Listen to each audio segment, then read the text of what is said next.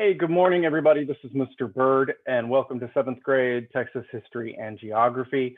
Our first lesson is going to be about geographic tools. So let's jump right in. So we have our overview and objective first, so you know what we're going to be doing. We need to know what geography is in the first place, what tools are used, and why they're useful. And at the end, I'm going to want your opinion about those tools, as well as some responses to your classmates. Speaking of tools, we have two tools today. The first one is the slide deck we're looking at right now. It's going to be provided to you in PDF format for study purposes later. In addition to that, we have this Padlet where we're going to be answering each of our 4 questions. Make sure you have that open and ready to go. All right, let's start on this. Geography studies the Earth, okay? Land, water, climate, soil, plants, and animals. And a person who studies geography is a geographer. It's pretty simple. So our first question, what is geography? Let's go ahead and get back to our Padlet and answer that question. Make sure you put it in a complete sentence. All right, thank you very much for your responses. Great job, everybody. Let's move on, because we've got those 5 tools to talk about: maps, charts, tables, grid systems, and graphs. So first thing we're going to do is go ahead and jump back over to the Padlet and answer that second column, and just in your own words, in a sentence, list what are the 5 tools.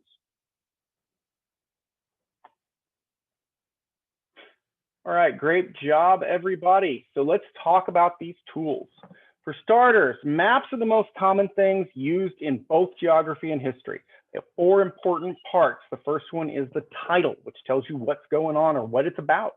The second one we have is the compass rose, which tells you what direction north, south, east, west are. Okay. The next thing we have is the legend or the key, which tells you what all those little dots and squiggles are for.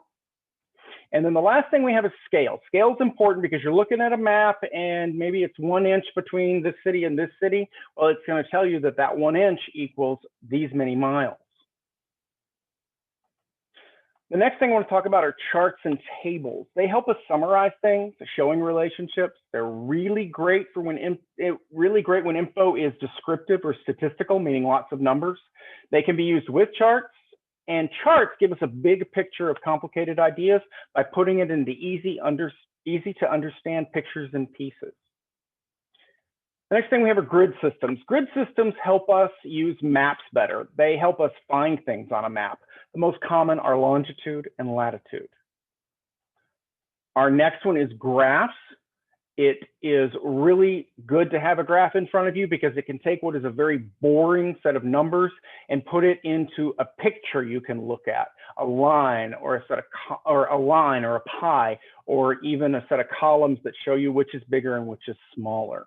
And they're used by professionals a lot, so it's not a shortcut. It is a real tool. So what makes these things useful? Well, it makes information easier to see and easier to understand. As humans, we can take a lot of information in when it shows relationships between the information, and the information is picture format. So we can take a look at it and take it all in very quickly. And that's what these tools do. They help us speed up our process of understanding and learning.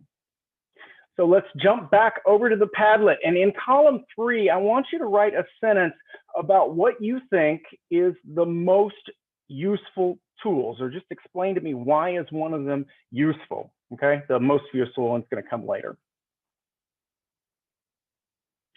All right, thank you very much. So let's go back and take a look at what we've done so far. We've talked about what geography is, what 5 tools that geographers use, explained why one of them is useful.